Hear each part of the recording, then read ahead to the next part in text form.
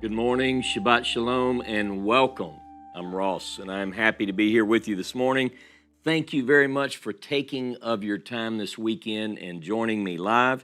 If, by the way, you are with me live, I want to remind you that at the end of this class, there will be a Zoom discussion, only if you're live. If you come in, you watch it later, thank you for watching, but you won't be able to participate in the Zoom this week. However, if you come in later and you watch it and you say, wow, I wish I would have been there, be here next week early enough to do it. I also have one other thing.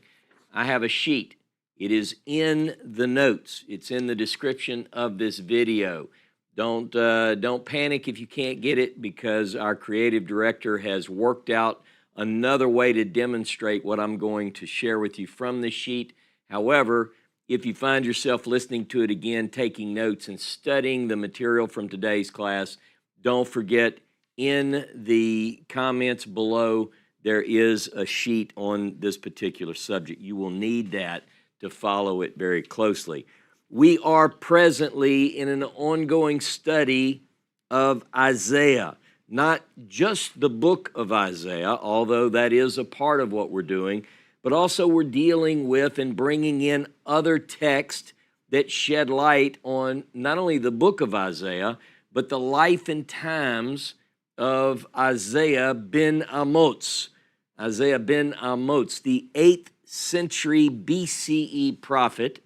And so we use more than just the book of Isaiah. We use the historical books. What do we know from the book of Kings and Chronicles about the life and times of this particular prophet? Because we're dealing with a reign or a period of 4 kings' reigns. And those would be Uzziah, Yotam, Achaz, and Hezekiah. So we're dealing with a historical period when we're dealing with Isaiah that puts us in the reign of one or more than one of those particular kings. The difficulty, I would say, or the greatest difficulty for students of the book of Isaiah, and really this applies beyond just the book of Isaiah to the Bible as a whole, is that it becomes difficult to put things chronologically. If we pick up our biblical text and we assume that everything is laid out from A to Z, or as my Australian buddy Jonah would say, A to Z, whatever that is, then you're going to find yourself confused. What we have to do is we have to look for internal clues that help us to chronologically orient ourselves. And so part of the reason that we're doing these deep dives, these in-depth studies in the prophets, is because I want to help us to work through some of that difficulty, particularly in chronological ordering. Now, some of the Isaiah material is actually not so difficult to put chronologically. Some of it gives itself away just by simple reading. For instance, if you carefully, now carefully is the key word here, if you carefully read from Isaiah chapter 40 through Isaiah chapter 66, you're going to find yourself coming to the conclusion that that material is very likely, and I'm being kind, very likely well beyond the days of Isaiah. We don't encounter any of the historical figures in the 8th century BCE when we deal with chapters 40 through 66. We are pulled forward, way forward, into a much later time. The only historical personality that we meet is a man in Hebrew known as Koresh, in most English translations as Cyrus. But Isaiah 40 through 66 is not the focus of our class. We are focusing in this series on chapters 1 through 39, which for the most part put us in that 8th century BCE period. Now, if we begin to break down, and this is just a quick overview before I get into the content of today's class, if we were to read if we were to read from Isaiah chapter 1 through Isaiah chapter 39 and put tick marks, placing certain chapters or sections of chapters into the proper chronological order by the king that they are assigned to, here's what we have. Now, these are obvious. These are mentioned. Isaiah chapter 6 is going to put us in the time of Uzziah, all right, in the year that Uzziah died. Yotam, we don't have anything. I said we don't have anything that specifically puts us in the days of Yotam. Other clues might, but no textual declaration, no sign-off, no signature, no mention of Yotam. Ahaz, okay, I would put chapter 7 through 10 in the days of Ahaz. I would also put one text that clearly names Ahaz, and that is Isaiah 14:28. Isaiah chapter 14, verse 28 says, in the year that Ahaz died. So there you go. It puts us at that time. But we're going to get into Isaiah 14 in another class. The whole chapter does not associate, you can't associate the whole chapter with the reign of Ahaz, because some of it is in the Babylonian period. It's late. If we look at chapter 20 and chapters 36 through 39, obviously those plug in to the days of Hezekiah. Now, other material in Isaiah can be placed in a certain piece of that chronologically. In other words, other clues, other external clues and internal to the book clues help us to put more of it, so it's not so hopeless. But this is the goal. This is the goal. Now, if I look at chapter 1 of Isaiah, you would think that Isaiah chapter 1 might be, just a guess, might be the beginning of the prophetic career of Isaiah. But I would place it later. I would place it later. And why would I do that? Because the language tells me to. If Isaiah 1 mentioned, hey, this is in the days of Uzziah or Yotam, then I would place it at the beginning. But it doesn't. In fact, it gives clues that push me beyond. Look with me this morning. We're going to begin in Isaiah 1 and verses 7 through 9. Isaiah 1, beginning in verse 7, and it says, your land is desolate, your cities are burned with fire. As for your fields, strangers are devouring them in front of you. It is desolation as overthrown by strangers. The daughter of Zion is left like a shelter in a vineyard, like a watchman's hut in a cucumber field, like a city under watch. If the Lord of armies had not left us a few survivors, we would be like Sodom. We would be like Gomorrah. Now, the counter to this claim that this is late would be someone would say, yeah, but it's a vision, see, Ross. He's projecting what he's writing here in chapter 1, verses 7 through 9 is a projection of something he sees in his prophetic vision. But that contextually doesn't quite work, at least for me. You're happy, I'm happy if you believe that, and it's okay. But it seems to me the most logical way to read this is that the prophet is looking out the window, so to speak, and he sees devastation. All right? Now, if we look at, and by the way, if you follow the white spaces, the breaks, we begin to see other clues as to when this might be. I'm not going to read Isaiah chapter 1, verses 10 through 17, but let me just tell you quickly a little bit about that. This is a condemnation of the cult. And by cult, I mean in a generic sense, the sacrificial system. It is a condemnation of that system.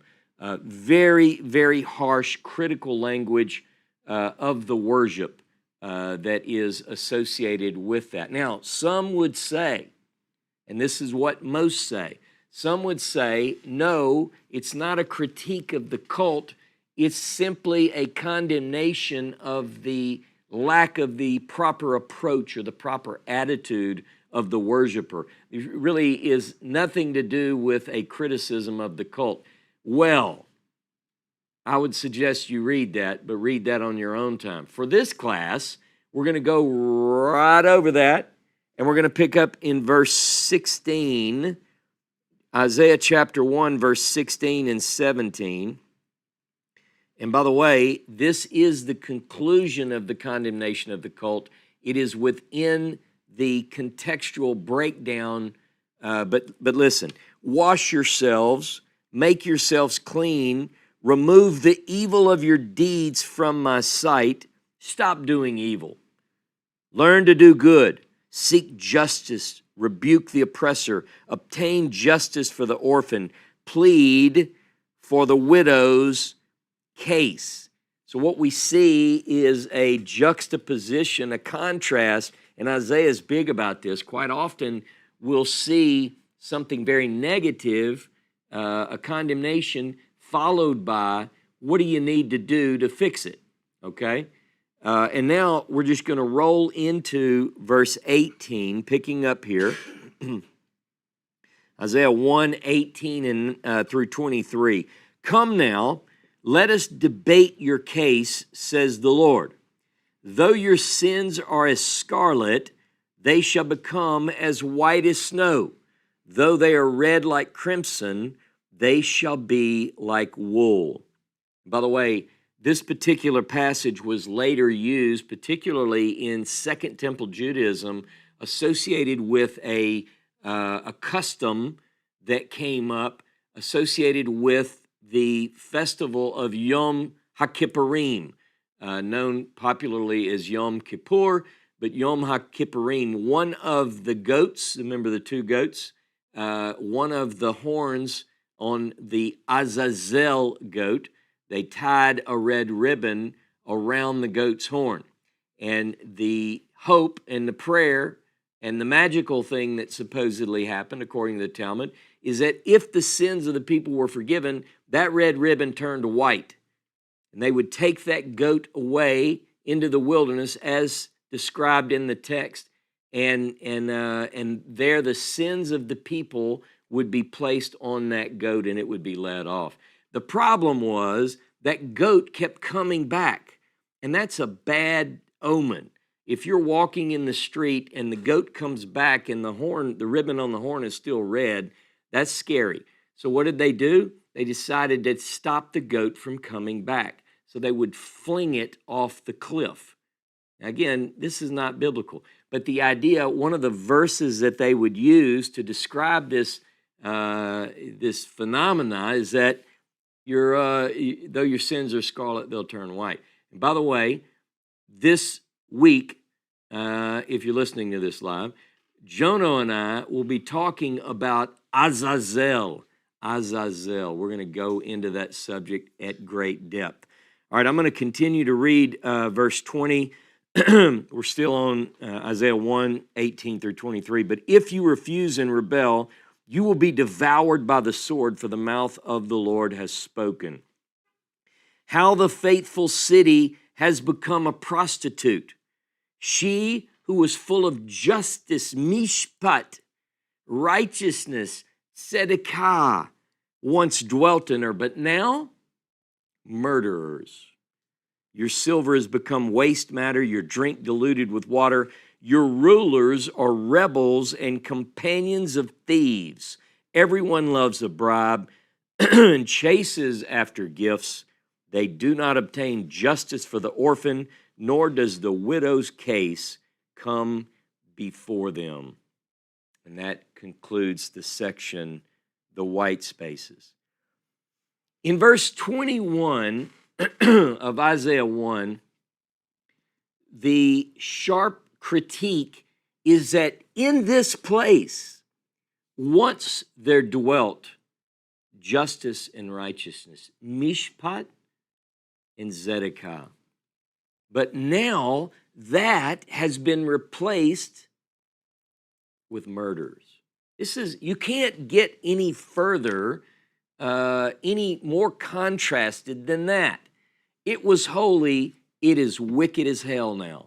That's the message of Isaiah here in Isaiah chapter 1. And because of that, Isaiah's first chapter, although it is not, I don't believe, it is not at the very beginning of his prophetic career. I would push it beyond Uzziah for sure, and probably beyond Yotam. So we're looking at, almost 20 years into the prophetic career of Isaiah, and there are other reasons I would push it that far. But what he says is, ultimately, a day of reckoning is coming, and then the chapter continues through verse 31 to one of the most beautiful visions of Isaiah, words for which Isaiah is well known in every walk of life, whether religious or secular.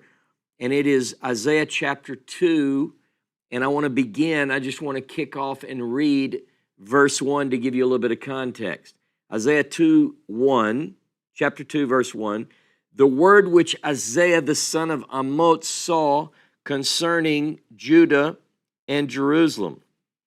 Now, the language here, it's interesting because we only get like three cues in the text that say these are the words of Isaiah.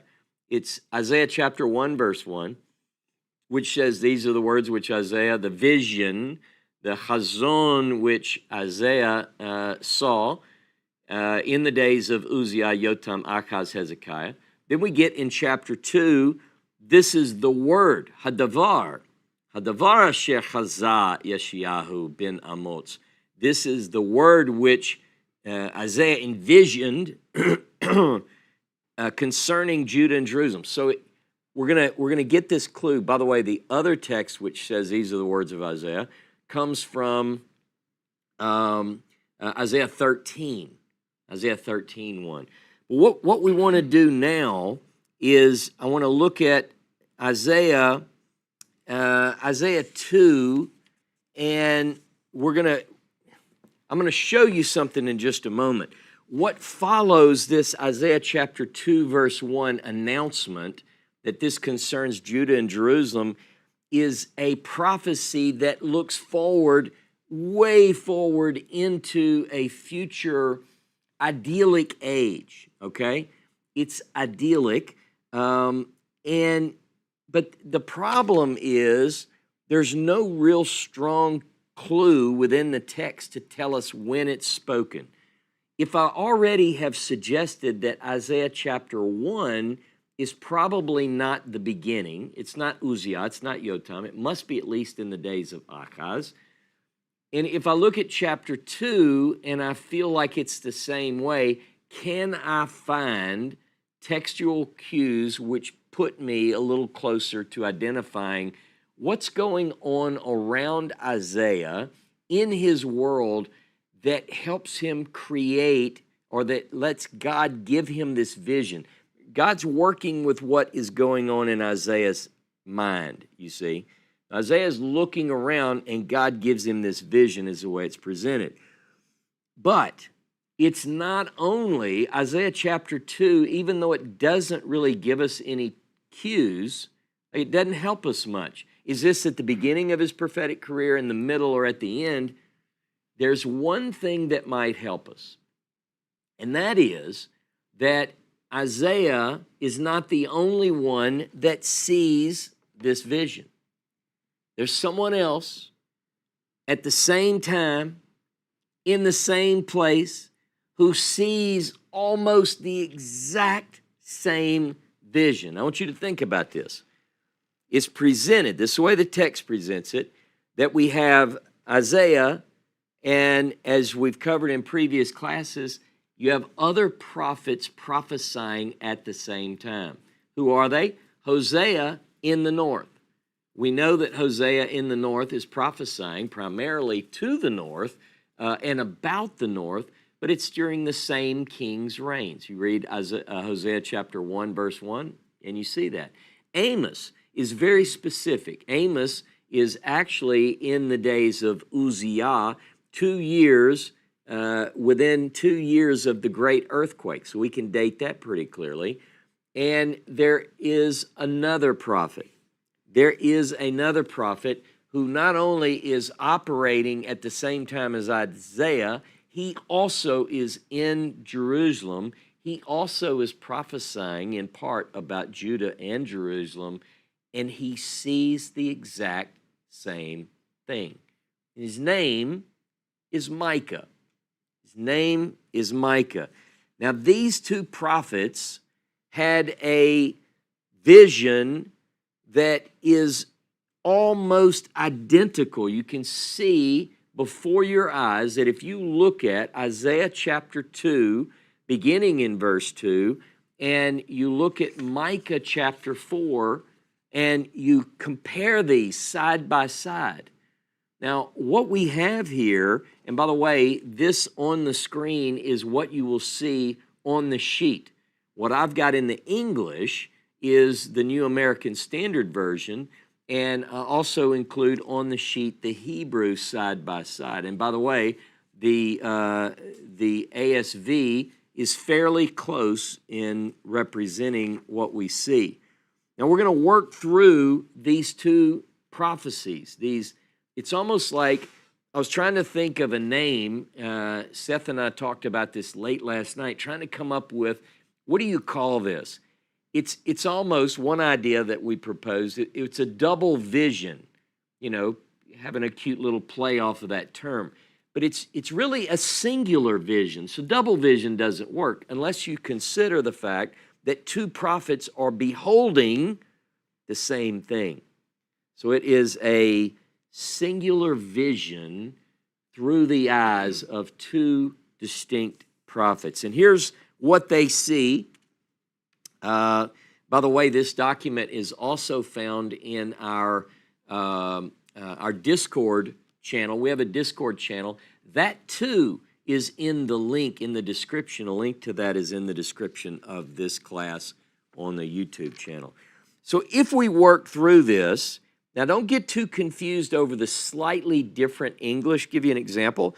Isaiah 2:2 says, "And it shall come to pass in the latter days." Micah says, "But in the latter days it shall come to pass." Let me tell you what the Hebrew says. Exactly the same. In the Hebrew of Micah and Isaiah, it says the exact same thing, that in the Acharit Hayamim, in the latter days, that the mountain of Jehovah's house shall be established on the top of the mountains and shall be exalted above the hills. This is almost exact. There are a couple of slightly different word order arrangements. So for instance, where it says that the Jehovah's house shall be established, in Hebrew it's nachon. Some of you know the word nachon. It means right. Like if you're in Israel and you're talking, somebody goes, nachon? You go, yeah, that's right, nachon. Well, it's established, it's right. There's a slightly different placement of the word nachon.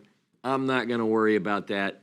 It's the same. Now, but what we find, though, is as we work through this, there's one significant difference in Isaiah and Micah's vision. They're both looking out windows in Jerusalem. They both see the mountain of Jehovah's house shall be established and exalted above the hills. They both see that. They both see nations flowing, but wait, no they don't. One sees nations. I see goyim, Gentiles. I see goyim flowing to the mountain. And the other prophet sees peoples. In other words, they use a different word. It's almost like Isaiah says, I see Gentiles flowing to this mountain. What do you see, Micah? And Micah says, well, I'm not so sure they're Gentiles. I'm not sure they're goyim. Well, what are they then? They're amim, they're people, but there may not be Gentiles. Now, I have reason to believe that there is a reason that they see slightly differently here. But we'll get into that later. So the idea is that, one, it's interesting because when Isaiah sees goyim, Micah sees amim. Isaiah says, I see Gentiles. Micah says, I wouldn't call them Gentiles. I'd just say they're people. And then they swap.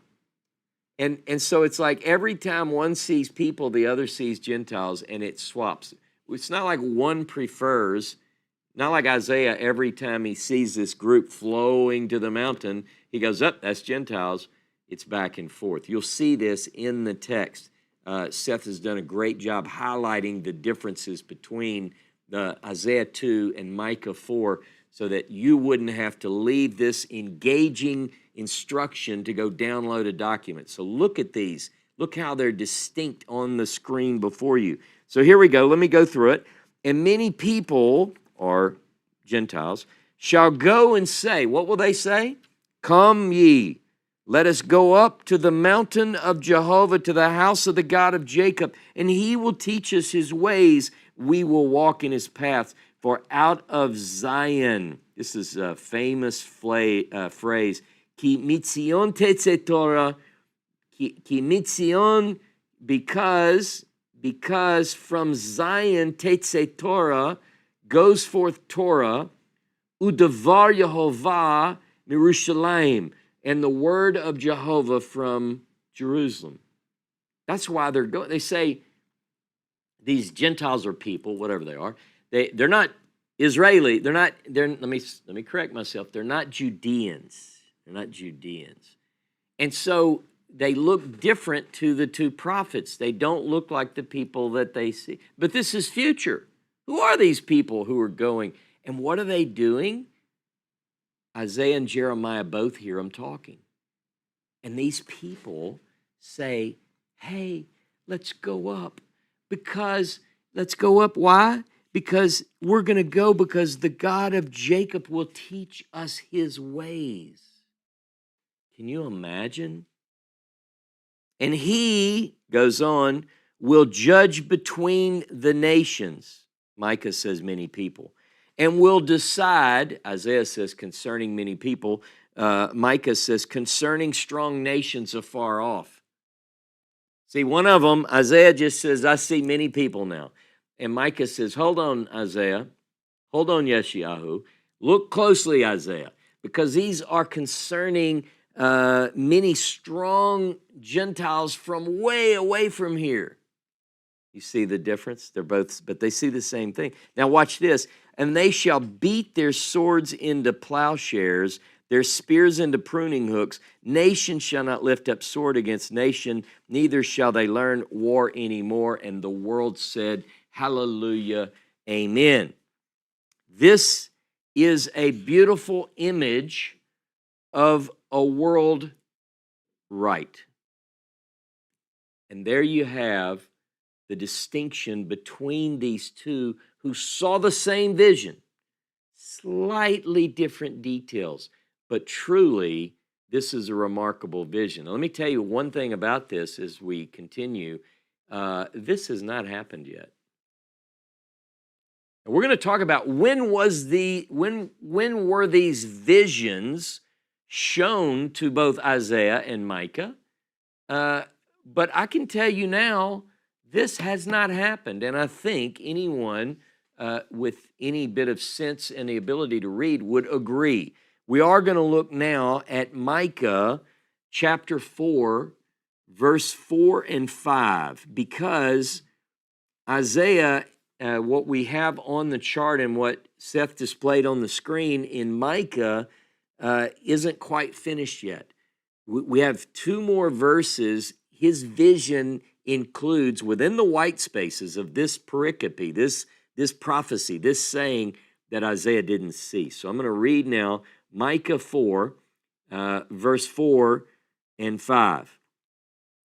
And by the way, this follows. So let me pick it up where it says, they'll beat their swords into plowshares, their spears into pruning hook. Nation will not lift a sword against nation. Never again will they learn war.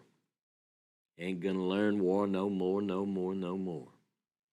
And then it says, instead of that, each of them will sit under his vine and under his fig tree, no one to make them afraid, because the mouth of Jehovah of armies has spoken.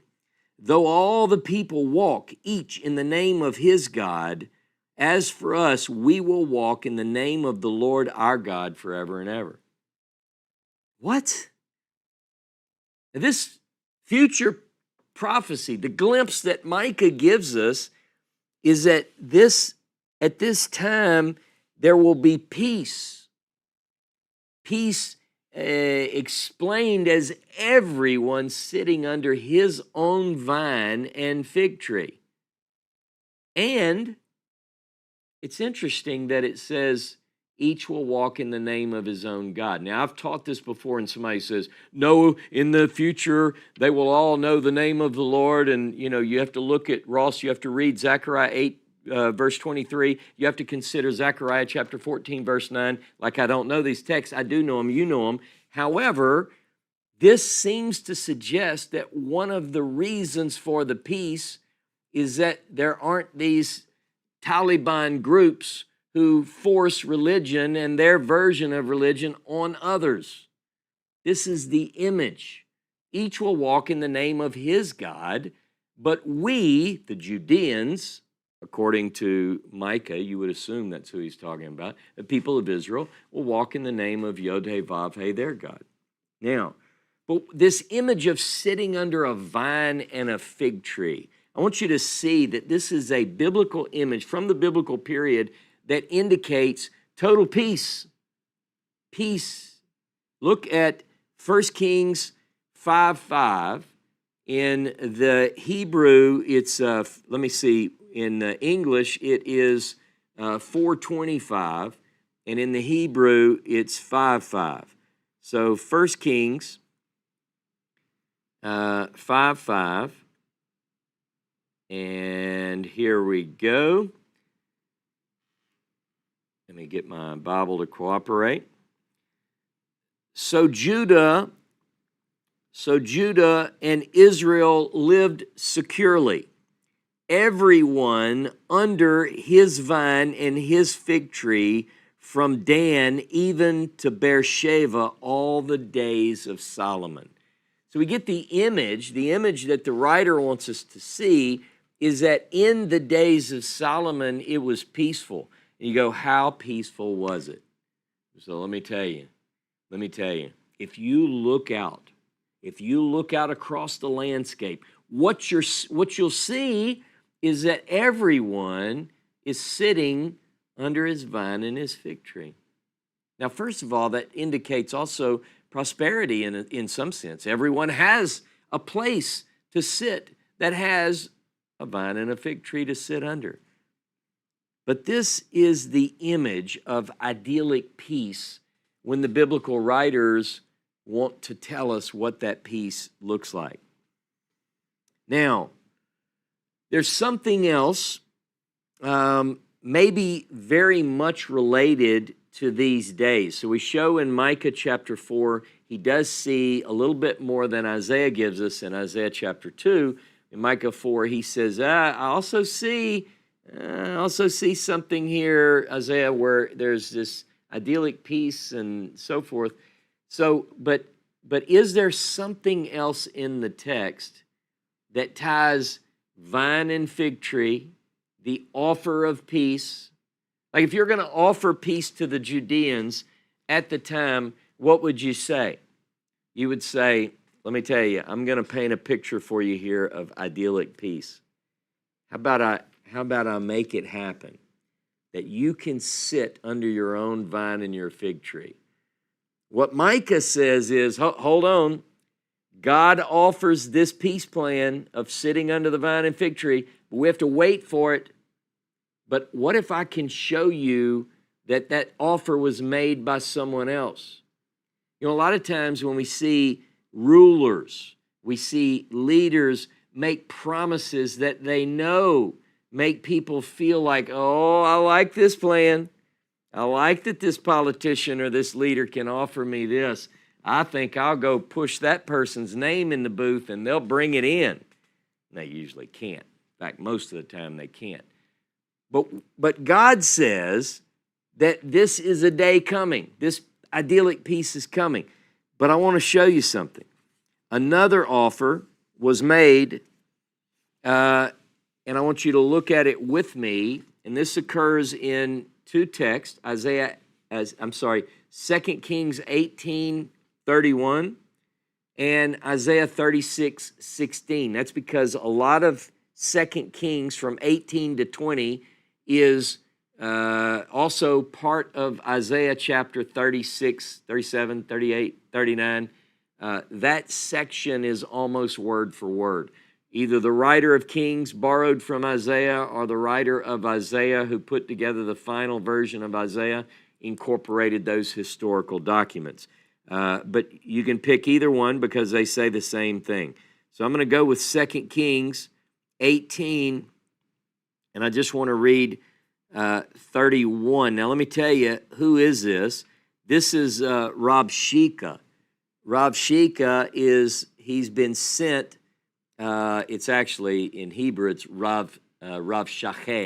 Rabshakeh is sent to sort out the problems in Judea and to kind of handle the aftermath of all the bad that's taken place there. And this is actually leading up to the Assyrian onslaught, if you will. So in verse 31, Rabshakeh says, don't listen to Hezekiah. Don't listen to Hezekiah.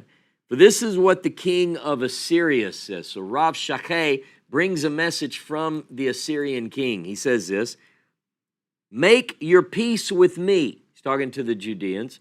Make your peace with me and come out to me and eat each one from his vine and from his fig tree and drink each one the waters of his own cistern.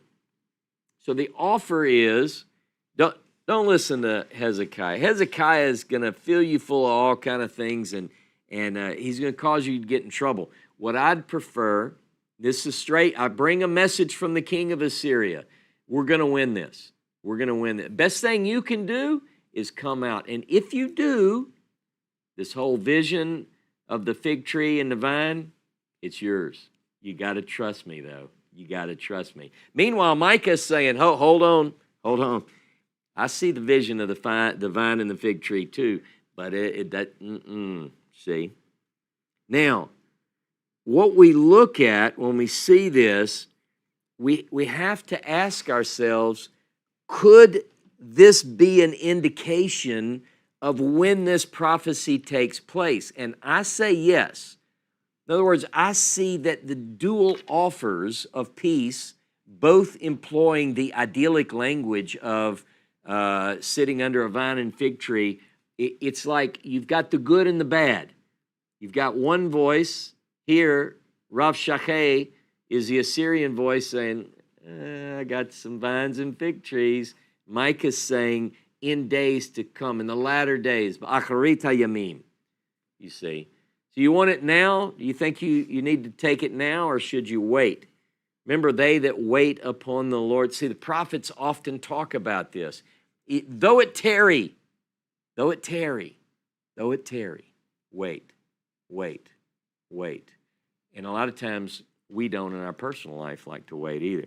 Now, we can't be 100% sure. But the evidence leads me to put this particular prophecy, this prophetic parallel, as we call this class, we put the prophetic parallel in the days of Hezekiah. In particular, it's very close to the offer of Rabshakeh. It's very close to the order of the Assyrians. So I would put it in Hezekiah's time.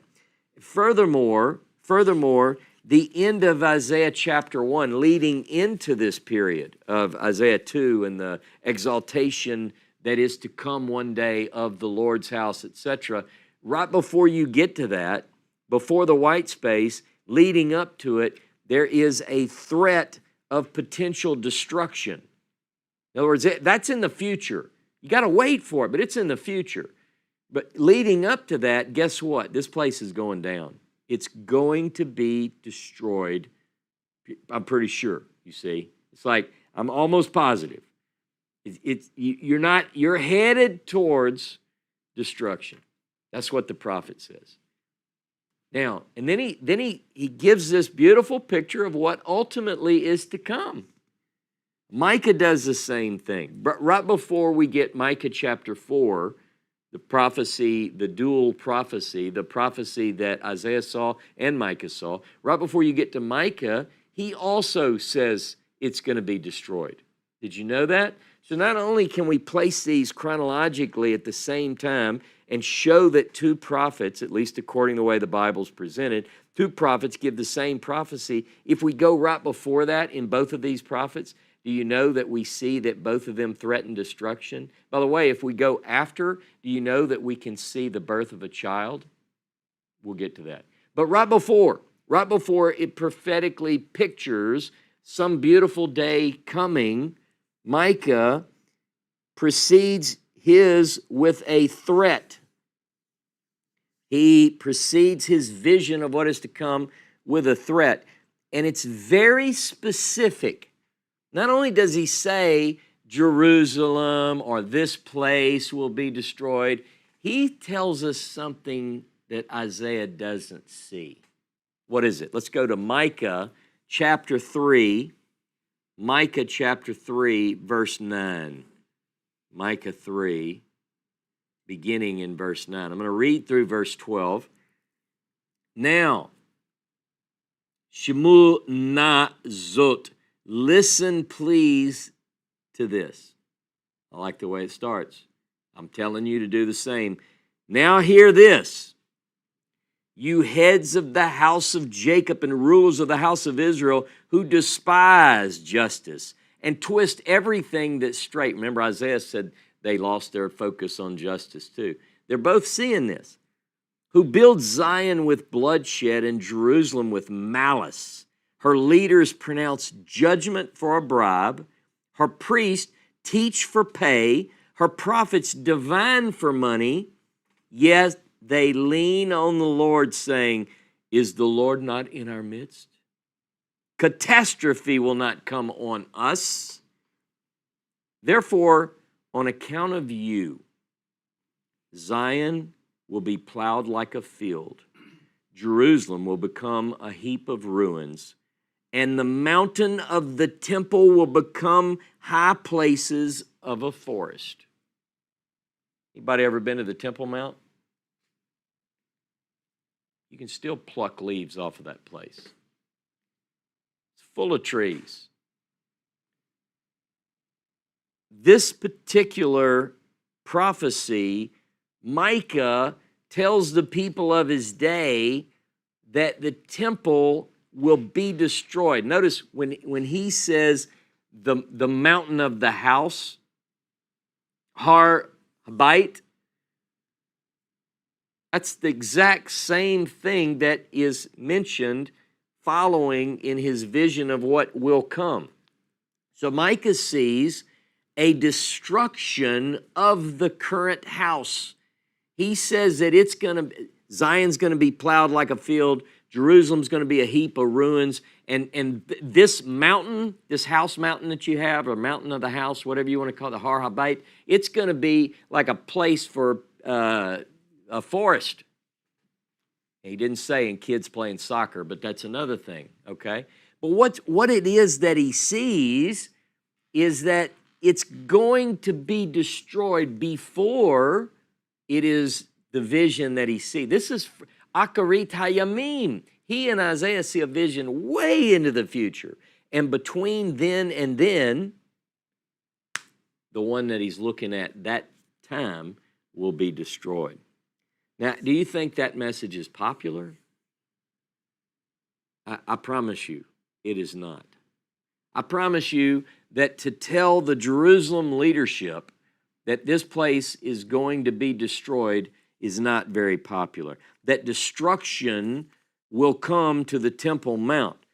Now, Micah, if we only had Micah, we wouldn't know. Micah doesn't give us any textual clues as to when the predicted destruction was made. In other words, I don't know when this is made. Is chapter 3 chronologically in the right place? I'd say it is, and I think it is because of the linguistic connection and a couple of other things that are very important. And in order to show you when this prophecy was spoken, we're going to narrow it down. I want to show when did Isaiah have this prophecy, because it helps us chronologically put the book together, first of all, but it also helps us to put the future together. It really does. But I can't look at, Isaiah's not going to tell me when this prophecy came with any great detail, nor is Micah. For that, I have to trust another prophet. But it's no big deal, because it happens to be my favorite prophet. Jeremiah chapter 26. Jeremiah chapter 26 and verse 16. Now, in Jeremiah 26, verse 16, Jeremiah is in a heap of trouble. You know what a heap of means? A heap of trouble, one word. He's up to his neck. They want to kill Jeremiah. The leadership wants to kill Jeremiah, particularly the priesthood. They hate them some Jeremiah, because Jeremiah has challenged everything that pays their bills. He challenges the sacrifices, the whole cult to Jeremiah. Jeremiah chapter 7. By the way, Jeremiah 26 and Jeremiah 7 are a package deal. They both describe an event where Jeremiah is told by Jehovah, go stand in the court of the temple. This is like right dead center of the action. And you're going to tell him this, thus says the Lord, on the day that God brought the children of Israel out of Egypt, he didn't command Israel concerning sacrifice and offering. That's Jeremiah chapter 7, verse 21 through 25. When I tell you, when Jeremiah said that, these people began to foam at the mouth, clench their teeth. They wanted to kill Jeremiah, because he said, not only should this place go down, and it will go down, he predicts the fall of the temple, but he says, you've made this place a den, it says in English, a den of robbers. In Hebrew, the word is, it's like a ravenous beast, because it's full of bloodshed. They're ripping all this sacrificial cult. He is letting them know this place is going to go down. Now, 7 and 26 go together. He's put on trial. Charges are brought against him because he describes the destruction of Jerusalem and of the temple. So we're talking roughly about 608 BCE when this takes place. And so look at chapter 26, verse 16. Then the officials and all the people said to the priests and the prophets, somebody steps up for Jeremiah. Listen what they say. No death sentence for this man, because he's spoken to us in the name of the Lord our God. Then some of the elders of the land rose up and spoke to all the assembly of the people, saying, hey, they didn't say that, I did. Micah of Moresheth used to prophesy in the days of Hezekiah, king of Judah. And Micah, by the way, Micah of Moresheth, that's Micah 1:1 says this is the same guy. He used to prophesy.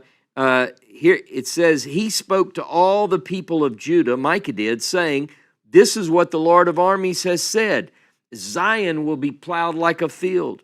Jerusalem will become a heap of ruins, and the mountain of the house like the high places of a forest. Did Hezekiah, king of Judah, and all Judah actually put him to death? Did he not fear the Lord and plead for the favor of the Lord, and the Lord relented of the disaster which he had pronounced against them? But we are committing a great evil against our own lives. Somebody's smart. Somebody steps up for Jeremiah, and thankfully this episode is recorded in Jeremiah because it helps us to understand that Micah was letting the people know that the temple's going to be destroyed. Well, guess what? That's exactly the message Jeremiah is saying. And Jeremiah, somebody stands up and says, wait a minute, whoa, boys, back up. I remember a story, it's over 100 years ago, but I remember a story that another prophet named Micah said this. And let me tell you, They wanted to kill him too, but they didn't. And when they didn't, it changed the course. So the point of this brave person who steps in front of the mouth foaming people who hate and want to kill Jeremiah, this brave person who says this saves the day temporarily. Jeremiah is not killed. Now, what we do find is that during the days of Hezekiah, and this is supported by the text, Hezekiah is presented with some very negative consequences that could be on the horizon, and we get examples of Hezekiah seeking God's favor in these situations, and because of that, the outcome is very positive. The words of Micah, however, that go back to the days of Hezekiah, they were ultimately fulfilled. Zion was plowed like a field. Jerusalem became a heap of ruins.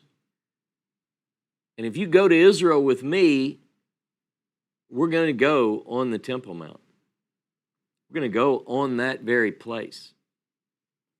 And although you're not supposed to pluck a leaf, some have been known to do that secretly. You don't want to get arrested, though. The Temple Mount became a bamot, a high place of woods. A wooded high place is really what it became. The two prophets, Isaiah and Micah saw the latter days. They saw the Akarit Hayamim. They saw the destruction of the house that stood in their day, and they saw a restored house. Let me tell you something about this restored house. I think Deutero-Isaiah, the second Isaiah, mentions what this second house is going to be like. A house of prayer for all nations. You know, Isaiah 66 is also to be brought in. Read verses 1 through 4 of Isaiah 66. But the vision they saw not only had a destruction of this house, according to Micah, another house that's exalted, the mountain of the Lord's house is exalted, and nations, or Gentiles, flowing to it. What are they flowing to this house for? They want to learn the ways of the Lord. That's what's going on there. There is a teaching. A Torah is Tetzei Torah.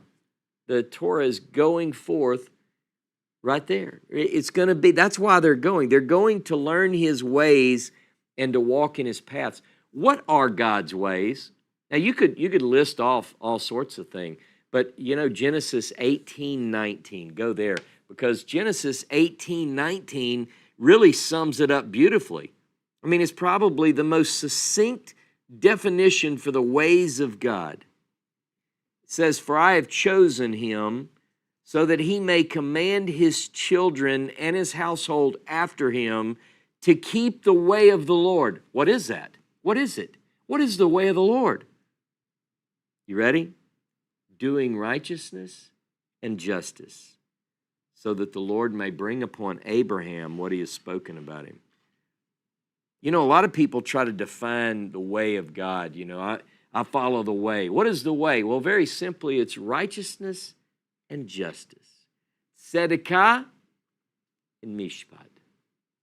Now, each of those clearly represent a lot of material. But justice and righteousness. You see, what the message of Isaiah and Micah is that in their day, the people had lost their way. The people and the place, the town, Jerusalem, has lost its way. And more specifically, lost their connection to God's way. One more time, look at Isaiah 1:18, verse 18 through 23. Isaiah 1:18. "Come now and let us debate your case, says the Lord. Though your sins are as scarlet, they shall become white as snow. Though they are red like crimson, they shall be like wool. If you're willing and obedient, you will eat the best of the land. But if you refuse and rebel, you'll be devoured by the sword, for the mouth of the Lord has spoken. How the faithful city has become a prostitute. She who was full of justice, righteousness once dwelt in her, but now murders. Your silver has become waste matter, your drink diluted with water. Your rulers are rebels and companions of thieves. Everyone loves a bribe and chases after gifts. They don't obtain justice for the orphan, nor does the widow's case come before them. You know what the condemnation is? You know what brought down the commonwealth of both Israel and Judea? Wicked rebellion. A forsaking of the ways of God at its core. Justice and righteousness are no more. This place used to be full of it, says Isaiah. And now, this whole city is a harlot. And it's filled with murderers. They no longer know the way of God. But in the last days, Ba'akarit Hayamim, there is a vision to come, a vision, I can see it now. Here's what it is.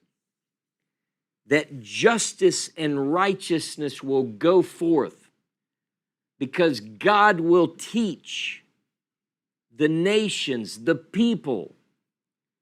That's what learning will be about at that place, at that time. They won't learn war anymore. Nation will not lift up sword against nation. They're going to turn implements of war into farming tools. God teaching his ways and war not taught anymore. Now, by the way, this is considered a messianic prophecy without a Messiah. There's no Messiah in here. We'll get into that in another class. This prophecy, this parallel prophecy, seen by Isaiah and Micah, has yet to be fulfilled. So far, the Har Habayit, the mountain of the house, really is still sort of a high place, a bamot with trees. And it's been 2,700 years. Whew. Though it tarry, wait for it. Isaiah and Micah, by the way, mention after this. Notice the order is the same. They predicted a destruction. They predict a house that's yet to be realized. And they also predicted the birth of a child. Now, I'm not going to read Micah 5, 1 through 5 at this point, but you read it because that's where Micah saw the child. And it's right after, notice Micah 5 comes after Micah 4. Micah 4 talks about this coming house and then this child. But I do want to read Isaiah chapter 9. Isaiah 9, verse 5. Go with me there. This is what Isaiah saw. Ki yeled yulad lanu ben nitan lanu. Because a child is born to us, a son given to us. The government will rest on his shoulders, and his name will be called Pele Yoetzel Gibor Aviad Sar Shalom.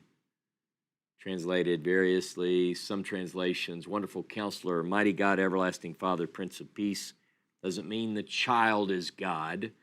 It means that the child's name is declaring the wonder, the counsel, the might of that God, and so forth. There will be no end to the increase of his government or of peace. Ready? On the throne of David and over his kingdom, to establish it, to uphold it, get this, with justice and righteousness from then on and forevermore.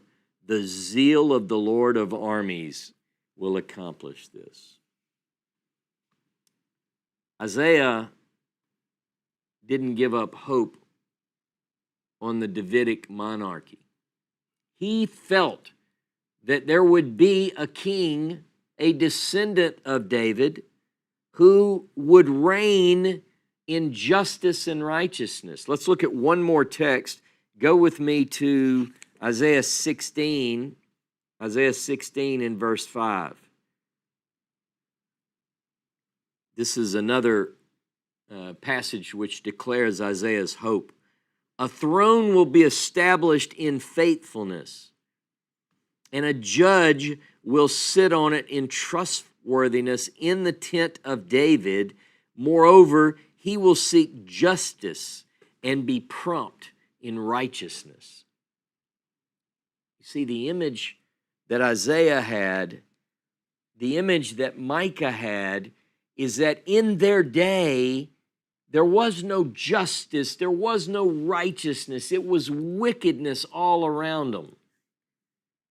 See, God gave them a glimpse.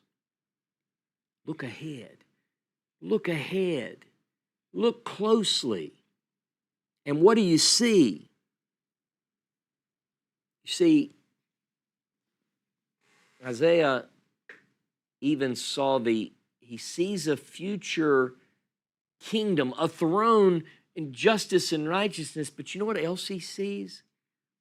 He sees that the house of David has become, in a vision he sees, as a stump. It's cut off. Isaiah sees that the tree has been severed. But wait. I see a sprout. It's coming from the severed trunk. But for that, you have to join me next week, same time, same place. And if you're here with me right now live, don't forget, we're about to be in a Zoom call. You can ask your questions, you can fire off comments, you can give your input into this. The only rule is that you're sweet, you're nice, and that you don't come in just to stir up trouble. So I'll see you in just a few minutes in the Zoom call. Shabbat shalom, Shavua tov.